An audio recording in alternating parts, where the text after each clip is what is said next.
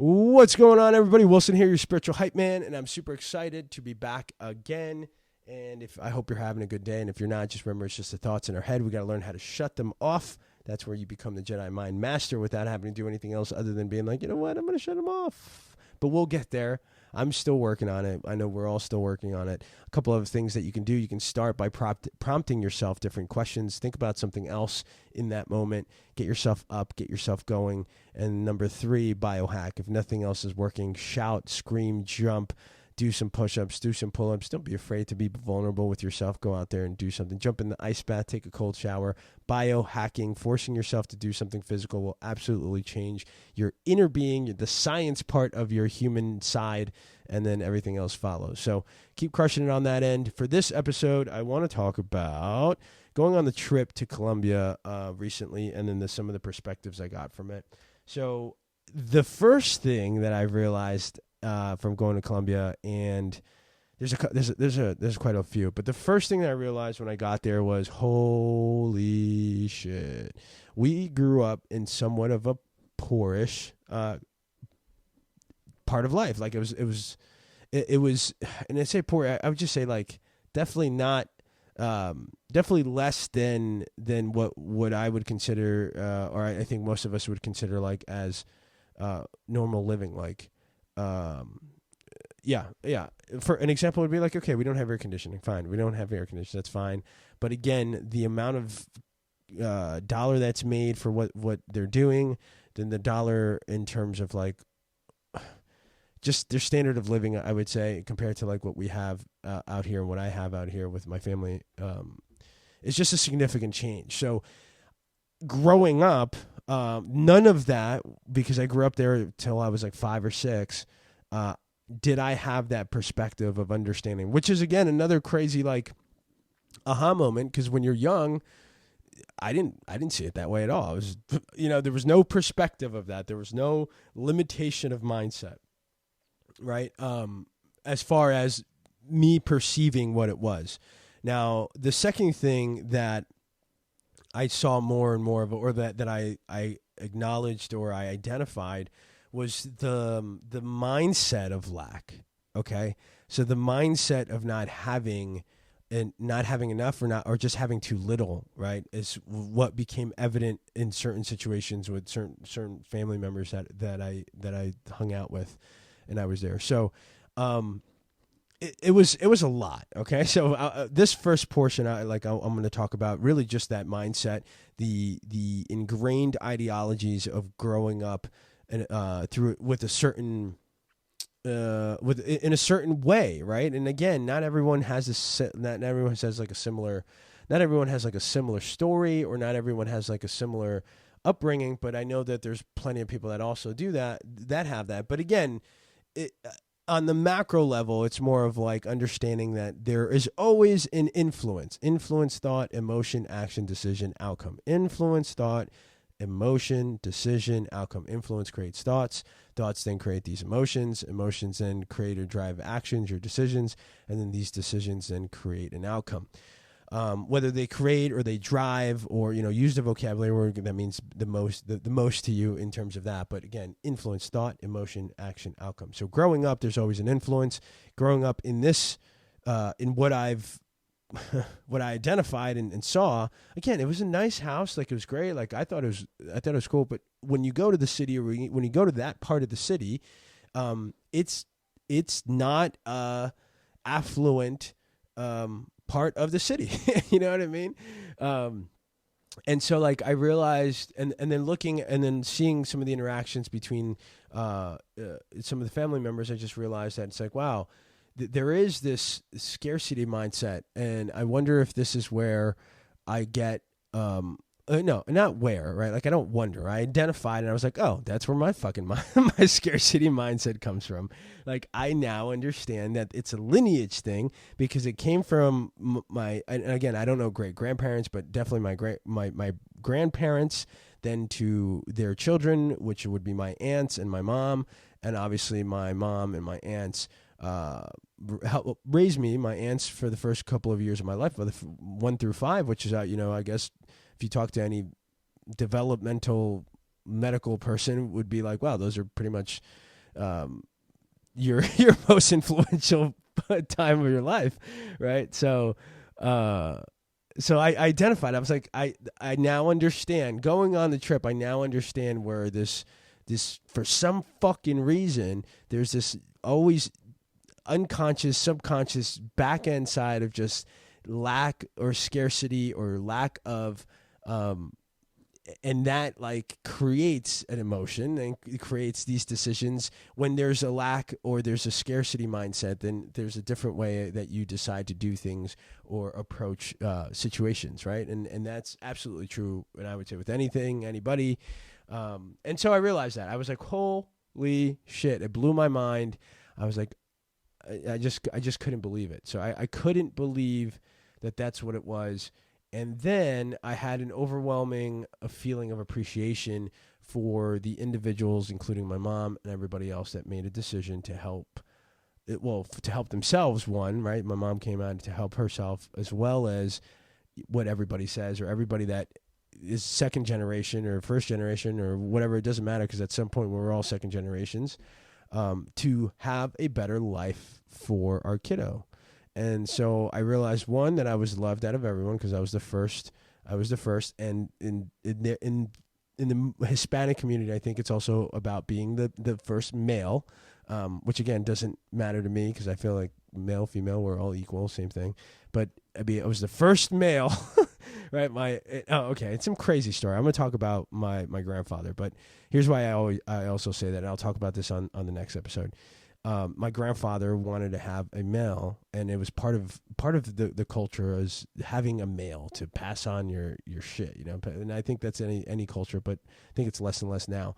And he didn't. He had 4 females, so like to be the first grandson, it was a huge deal, and I was basically the golden child, and in terms of them doing what they needed to do to make sure to ensure that I would have a better opportunity elsewhere. That was done. So there was an overwhelming feeling of just like appreciation, right? And then really more of a driver to want to succeed even more financially, so that way we can take care of them or take care of what's the situation down, you know, in Colombia, like being able to support them even more. And so, you know, that was my biggest aha. A couple of the aha moments, but that was where I wanted to then, I guess, identify these subconscious or unconscious ideologies that we still deal with, that we may not know where they come from because we were just way too young, and at that age we just weren't perceiving the subconscious, right? We were just perceiving what was in front of us as a thing and not having the wherewithal or the mind capacity or the mental capacity to really think of this on the next layer of level or the next dimension of thinking of how is this affecting me. And so I think it was a perfect trip to go and just realize this and see it firsthand. One thing that I was upset about at the end of the trip, which is weird, was just seeing more of that come out with some of my family members. As like I came and then I provided, I was like, don't worry about it, this is great, but you know, like, well, I'll take care of everything. And then it was just more of like, it became where it was like, it was expected, I think, you know. And again, it's just how I perceived it on the last day. And I think it's because I was ready to go, I was ready to be packed up, I was going to do my only thing, and then they were like, hey, we're thinking lunch. It's like, okay, I wasn't thinking lunch. I just want to I'm ready to go, you know. But again, I tried to get away from that because, like, you know, again, in that moment, I became the Jedi Mind Master, and I acknowledged the fact that I wasn't feeling good. Like I was feeling upset at the fact that like it just seemed like it was kind of plotted, right? To be like, hey, and again, it could be just because tradition is everybody goes out to eat on the last day, which seemed to be correct to me in my head. And at the same time, I identified myself not being happy with it. Like, I feel like this could have been done better, but at the same time, it's okay. You know, it's okay. I'm going to enjoy it. I have the abundance. I have the ability to do so. I can do it, and I'm going to do it for the experience and to be with my family before I leave. And that was it. And so it was a great time. It was a great lunch anyway. And then, finally went home and came back. But I would say it was definitely worth the trip to go see all these different types of things, and then obviously understand and acknowledge where these ideologies, these deep ingrained ideologies, that if you're not conscious of it or you're not working through it, it affects you to this day. Like it can affect you to this day if it's something that like is part of. It's something that I don't know. If to me, I think it's just something that holds me back. There's two things that hold me back. Here's this is funny because like I haven't really talked about this until now. But I think we know, right? Like we know as the individual what it is that we need to do and cut our shit. Like cut your shit, Wilson, right? It's kind of the thing. Here are the two things that hold me back. Allowing that mindset and that scarcity mindset to take over, and then reacting to that scarcity mindset, and then figuring out like acting differently if I were. Because like I've seen myself when there's plenty and how I act versus when there's not, and then how I act. There's two differences. One, I become more confident in one area. I let things happen as they happen. I don't force things. Whereas opposite, I'm not as confident, and I tend to force things. I tend to just fucking force things, and I tend to like, yeah. See, I'm already self-identifying these things, and then understanding what I need to do. Now, the second thing, and I've identified this throughout life, is I don't like to work hard. Okay, I don't like to work hard because I don't think like there's plenty of ways that people make it without absolutely having to like bust your ass. Because I feel like, and again, there's people out there that want to and that can and that are willing to, and they want to bust their ass and they're going to get through it. But there's so many ways to not, that for me, I prefer to not. I just need to be able to put enough work to establish the things that are going to help me to not work hard.